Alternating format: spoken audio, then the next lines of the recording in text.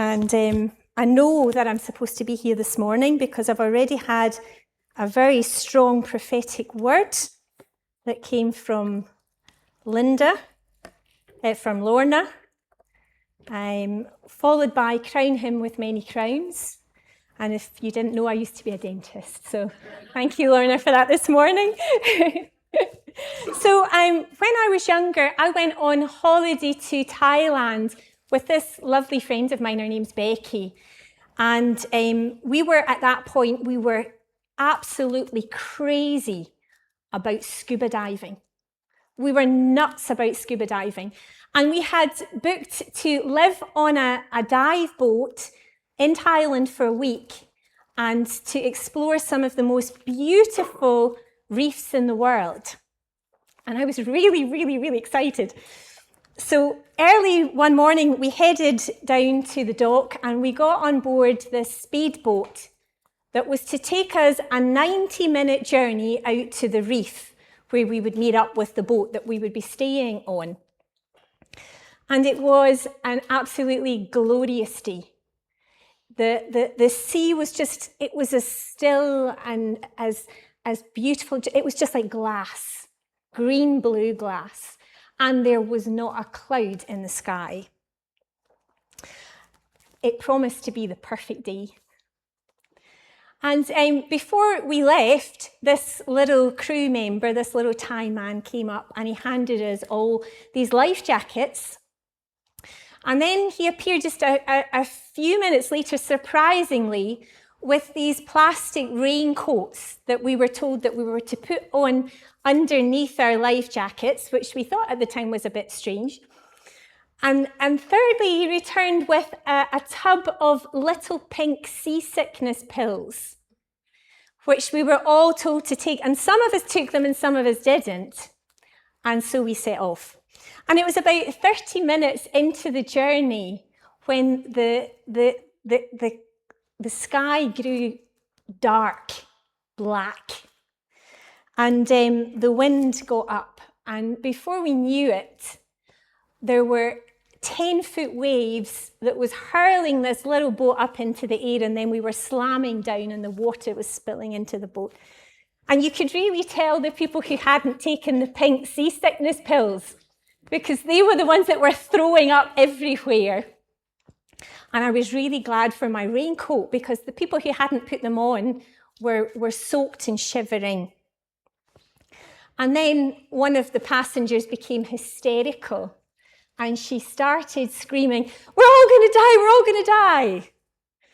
And I admit, I was starting to wonder the same thing. So when I hear this story about the disciples in the boat, I don't really have to use much of my imagination to know what they went through, how they must have been feeling. For 1 minute, everything is calm. And the next, they are fighting for their lives. And Mark writes, "A furious squall came up, and the waves broke over the boat so that it was nearly swamped." And of course, this is one of the best-known miracles of Jesus in the Gospels. I think, though, that Mark's purpose isn't simply to tell us that Jesus calmed the storm, because this story actually ends with a question. Who is this man that even the wind and the sea obey him? And that's a question that I hope that we will wrestle with a little bit this morning. So the first thing I want to say from our story is that storms are inevitable. You know, the Sea of Galilee was famous for its storms. Storms were a normal part of life for those who lived and worked on the Sea of Galilee. What you would get is you would get cold air that would rush from the Mediterranean across the hills, that would be funneled down the ravines and would hit the warm waters of the Sea of Galilee at high speed and whip the sea up into a frenzy in minutes. Mark describes this as a furious squall. And we see this picture, you can imagine it, can't you, of the waves breaking over the boat so that it's almost swamped. I want us to think a little bit about the boat. Do you know, this is the Jesus boat. This is a boat that was found by archaeologists on the banks of the Sea of Galilee in 1986 and was excavated. And it's from the 1st century. So the boat that the disciples were sailing in would have looked something like this. Fine for fishing, but not much against a storm, is it? Fragile, vulnerable. And I think that's why this story, it appeals so much to us. Because sooner or later, we too discover that life is fragile and that we are vulnerable. Most of us, for most of our lives, we live with this illusion that we're somehow in control of our lives, don't we? But it only takes one phone call. It only takes perhaps one doctor's diagnosis, or one bereavement, or one problems with our finances, or one relationship that begins to unravel, and we realize just how fragile we are, how little control that we actually have of our lives. And as I read this passage, I think that the thing that strikes me is the bewilderment of the disciples. Do you hear that in it? They are bewildered because they weren't in disobedience on the lake. They were actually exactly where Jesus wanted them to be. Jesus had said, let's go over to the other side of the lake. And they had obeyed him. And yet they still found themselves fighting for their lives. And I think sometimes as Christians, we can imagine that a life with Jesus, a life as a Christian, should be a life that is a bit easier, a life that isn't so fragile. But, you know, Jesus makes us some promises. Jesus says, in this world you will have trouble. That's not a promise that you see often on a Christian greeting card or in a promise box, is it? In this world you will have problems, you will have trouble. And Peter writes, do not be surprised at the fiery ordeal that has come on you to test you as though something strange were happening to you. Storms are not unusual. They are part of this broken world that we live in. And as Christians, we are not immune from the struggles and the storms of this life. And sometimes storms come precisely because we are serving Christ, precisely because we are following him. At the end of this story, this little boat comes to shore in a region called the Gadarenes, where Jesus will have this really spectacular confrontation with a man who is full of evil spirits, a man that is possessed by a legion of demons. Whether the storm had a spiritual dimension, we will not know. Mark doesn't tell us. But what he does tell us, whether the storms we face, whether they are spiritual or whether they're just the normal part of living in this world, is that obedience does not keep the disciples out of the storm. So when storms come to you, when they come into your life, and they will, don't mistake the presence of the storm for the absence of God's favor, of God's love. But I think we ought to notice something else when we're talking about the inevitability of storms. That before the storm ever began, before they even set foot on the lake, Jesus had already announced the destination. He had already said, let's go over to the other side. And I think in the midst of all the frenzy and the chaos and the fear, the disciples, they lose sight of that. But you know, Jesus hadn't, and that promise, that is the anchor for everything else that follows in this story. Because I think the question that we all ask, every one of us ask at some point, is, where is Jesus in the storm? Where is he? And Mark's answer, I think, is both beautiful and comforting. Because Mark now paints this beautiful picture of Jesus asleep in the bottom of the boat. And it is quite unbelievable, isn't it? All of this is going on. You can imagine the noise. You can imagine they're soaked. You can imagine the panic. And yet Jesus is asleep. How could he sleep? How could he sleep in the midst of all that? Well, we hear that he is utterly, utterly exhausted, that Jesus has spent the whole day teaching the masses, teaching the crowds, healing the sick, delivering people from evil spirits, and he is absolutely spent. And we're told this beautiful detail that he's taken into the boat just as he was. No time to freshen up, no time to have anything to eat. Just an exhausted man, a crumpled body lying in the bottom of the boat, physically exhausted. And here I think what Mark is wanting us to see really is the humanity of Jesus. This eternal Son of God become flesh. Jesus knew what it was to be tired, didn't he? He knew what it was like to be worn out. He knew what it was like to be abused, to be betrayed. He knew what grief was. We're told that Jesus wept. He knew what it was to suffer pain. He knew what it was to live within the limitations of a human body. And that's why the writer to the Hebrews can write to us that we don't have a high priest who is unable to empathize with our weaknesses, but we have one who has been tested in every way that we are tested, and yet he did not sin.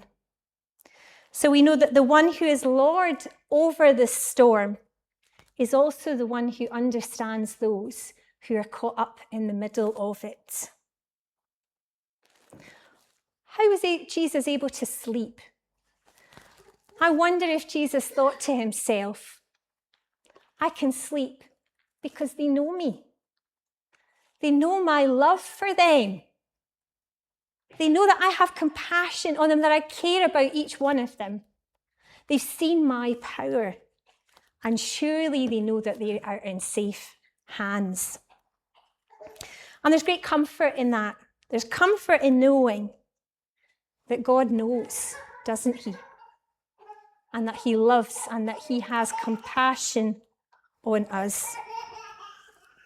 So we see the water streaming into the boat filling, the disciples rushing around, doing everything they know. Now, these are seasoned fishermen. At least 4 of them were brought up on this lake. They were not aliens to storms. They knew what it was like. They knew what they needed to do in a storm to survive. And they're doing everything they can. They're bailing out the water. They're taking down the sail. They're turning the boat in to hit the waves straight on so that they're not swamped with water. They're dropping the anchor. They're doing everything that good sailors know what to do so that they don't lose their life. But perhaps for the first time, their experience is not enough. And they come to the end of themselves and they turn to Jesus. And isn't that so like us? You know, we as long as we have some kind of agency, we believe we can cope.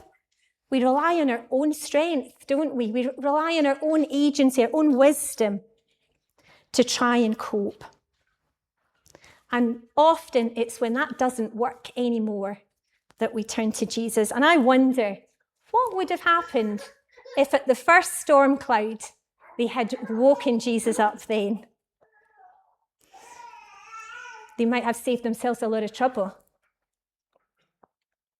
You know the song, "Oh, what peace we often forfeit. Oh, what needless pain we bear. All because we do not carry everything to God in prayer."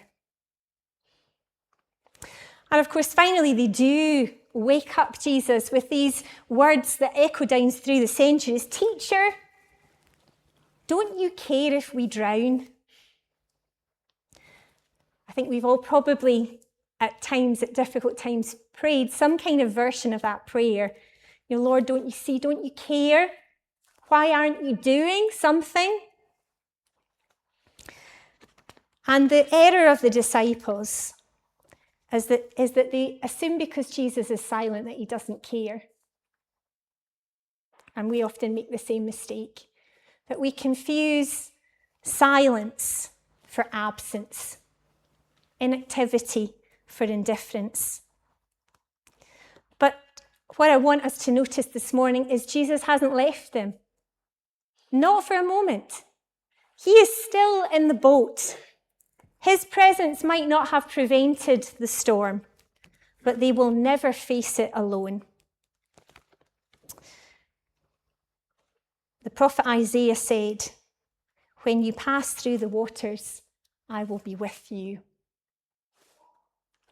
Because, you know, the greatest comfort in suffering really isn't the hope of escape, but it is the presence of Christ. I often think I have a dear friend, who my dad knows as well, called Vera. And Vera was the wife of our pastor many years ago. Our pastor died very suddenly and unexpectedly of a massive heart attack. He was found in his car, parked outside a supermarket, dead. And in this one awful moment, Vera lost the love of her life, and she lost her partner in service, in ministry. She had already buried a child, and she was struggling with her own health issues. It was a catastrophic storm. And later, I asked her, "Vera, have you ever struggled with the why question? Have you ever asked God why?" And she said, of course I did. She said, with tears, with anger, "Why did you take him, Lord? How am I supposed to go on? Lord, I thought you were a God of love. I thought you cared about me. Where are you? Why did you take him?" And she never received an answer to those questions. But what did happen was, in time, her questions changed. And her questions became, "Lord, what now? How do I live today? How will I live tomorrow?" And she sensed the Lord speaking to her. And the Lord said to her, "I will be a husband to you." Isn't that beautiful? And I watched over the years as that promise unfolded in her life. And I saw this woman become a woman of intimacy with God, a woman of quiet confidence and assurance. And it was deeply humbling to witness. But you know, that's what it means to discover Christ in your storm. Not every question is answered, but that his presence is enough. But now we see Jesus, he comes and he stands and he turns to the wind, and just with 3 simple words, "Peace, be still," the wind dies down, the waves cease, and the sea is as glass. And then Jesus turns to his disciples and he says, "Why are you so afraid? Have you still no faith?" I don't know about you, but as someone who's been through a storm, I find those words quite harsh. Jesus is rebuking his disciples. But what I've come to understand, that word afraid is not the word that means to be frightened by frightening circumstances. The word there, it describes a heart that has lost confidence in God. So Jesus is not rebuking them for their natural fear. Fear is normal in such circumstances. But he's calling them to faith. He's calling them to trust him in the middle of the storm. And maybe that's the invitation that God is giving you today in your storm. An invitation to trust him in whatever you are going through. But even Christ's presence is not the end of the story. There's something that the disciples still need to discover, isn't there? Not simply that Jesus is with them, but who Jesus really is. And we see that on calming the storm, it says that the disciples were filled with great fear, and they said to one another, "Who then is this, that even the wind and the seas obey him?" So we see one moment they're terrified of the storm, and now they are in awe of the Lord Jesus Christ. And that really is, I think, the question that this passage is asking each one of us. The question isn't how great is the storm that you're in, but the question is, who is this man that you're trusting in? And what Mark wants the disciples to begin to understand is the one that is asleep on the cushion is the Lord of all creation. He is the one that spoke the universe into existence. The one who entered our humanity is the one before whom the waves and the wind bow. This miracle is not simply about a storm, it's a revelation of the Saviour. And that brings us to the very heart of the gospel of Jesus. Because the greatest storm every one of us here will face is not suffering or sickness. These are things that are temporal, that belong to this life. The greatest storm is our sin and the judgment it deserves. And not in a little wooden boat, but on a wooden cross. Jesus entered that storm for us. He bore our judgment. That which should have fallen upon us fell upon him. And that's why Christians can face suffering differently from people in the world.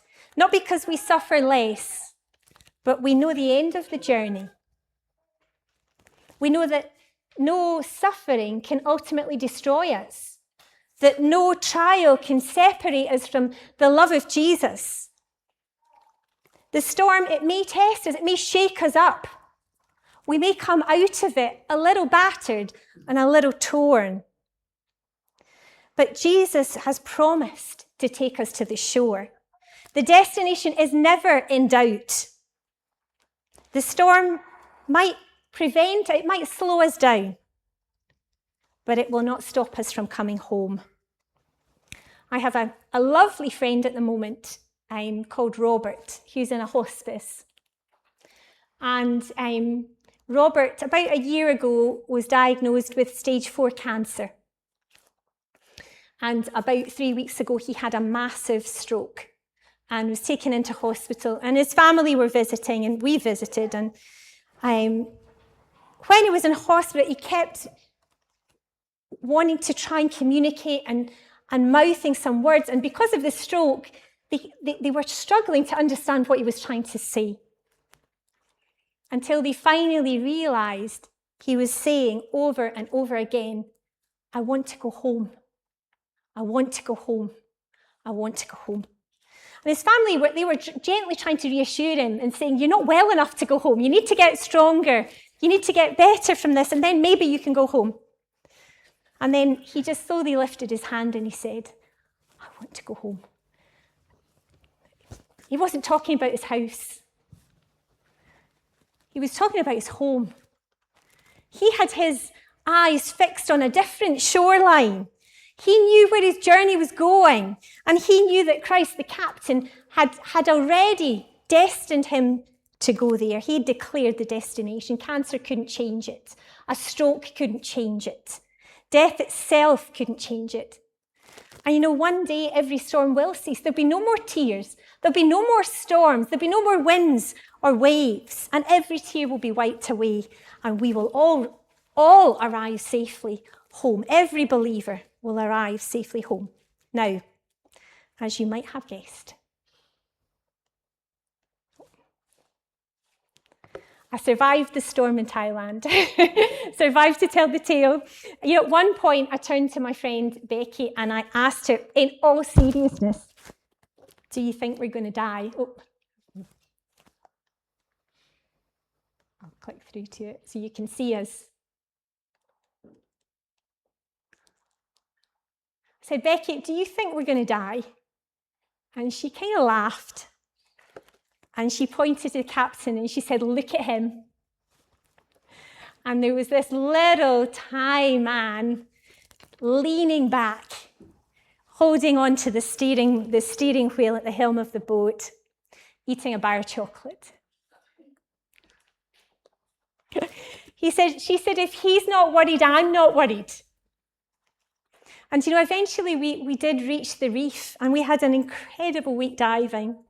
We arrived a little shaken and a little battered and a little later than we expected, but safely there. And looking back, I realise now that my confidence wasn't in the size of the waves.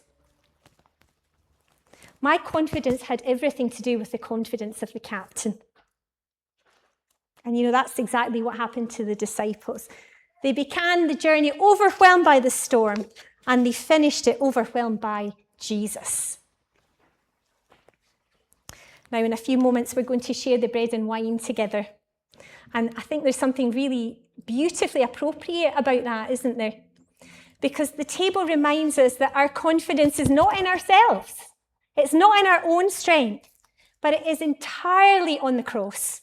It is entirely on the one who slept on a boat, a little wooden boat in the middle of the storm, and who hung on a cross for us. He entered the greatest storm that any human being will ever face.